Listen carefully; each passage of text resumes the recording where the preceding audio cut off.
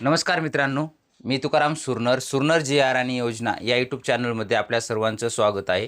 आजच्या व्हिडिओमध्ये एक अत्यंत महत्त्वाची माहिती आपण पाहण्याचा प्रयत्न करणार आहोत. तो म्हणजे शेतीला जो काही आपण जोडधंदा म्हणून दुग्ध व्यवसायासाठी म्हणा किंवा इतर पशुपालनाचा व्यवसाय करत असतो, त्याच्यासाठी जर पाहिलं तर आपल्या संपूर्ण राज्यस्तरीय योजना जर पाहिल्या तर त्याच्यामध्ये एकूण 18 योजना राज्यस्तरीय स्तरावर राबवल्या जातात आणि जिल्हा स्तरावर ज्या काही योजना राबवल्या जातात त्याची संख्या आहे 14. याच्यामध्ये जर पाहिलं तर आता या संपूर्ण योजनेमधून प्रत्येकी 2 योजना या सुरू केल्या जाणार आहेत आणि याच्यासाठी सेपरेट हा तुम्हाला एक डॅशबोर्ड निर्माण करून दिला जाणार आहे आणि याच्यामधून तुमचं पूर्वीचं जे काही अनुदान देण्याची पद्धत होती ती आता ह्याच्यात बदलण्यात आलेली आहे.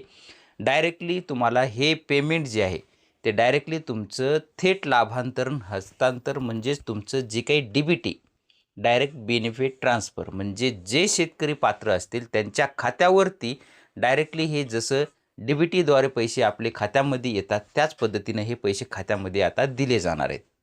आणि ज्या काही ह्या योजना राबवण्यात येणार आहेत त्याच्यामध्ये जर पाहिलं तर दुधाळ जनावरे, शेळीपालन, मेंढीपालन, तसेच अंडी देणाऱ्या किंवा मांसल कोंबड्या किंवा अंडी उबवणी केंद्र, तसेच वैरण विकास या अंतर्गतच्या योजना राबवण्यात येणार आहेत.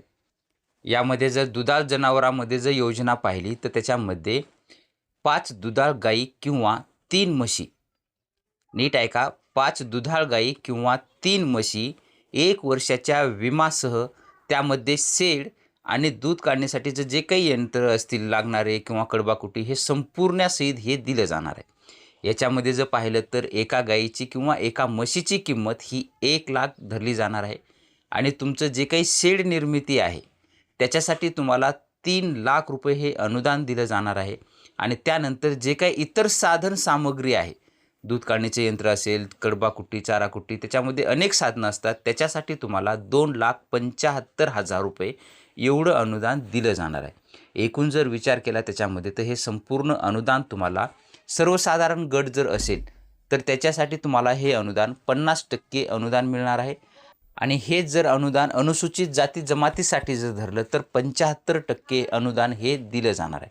अशा पद्धतीची योजना आहे. लवकरच याचं डॅशबोर्ड निर्माण केलं जाणार आहे, वेबसाईट पोर्टल येणार आहे आणि आल्याच्या नंतर त्यावरती याची जी काय असेल तर तुम्हाला यावरती अर्ज करायचे आहेत. एकतर ह्याची निवड ही तुम्हाला लॉटरी पद्धतीनं काढण्यात येईल किंवा प्रथम येणाऱ्यास प्रथम प्राधान्य या पद्धतीनं हे तुम्हाला दिलं जाणार आहे. पण सद्यस्थितीला याच्यावरती कशा पद्धतीनं निवड केली जाईल असं काही कुठं सांगण्यात आलेलं नाही आहे. पण लवकरच डॅशबोर्ड निर्माण झाल्यावर त्यावर जे काही निर्गमित सूचना येतील त्या पद्धतीनं अर्ज सुरू होणार आहेत.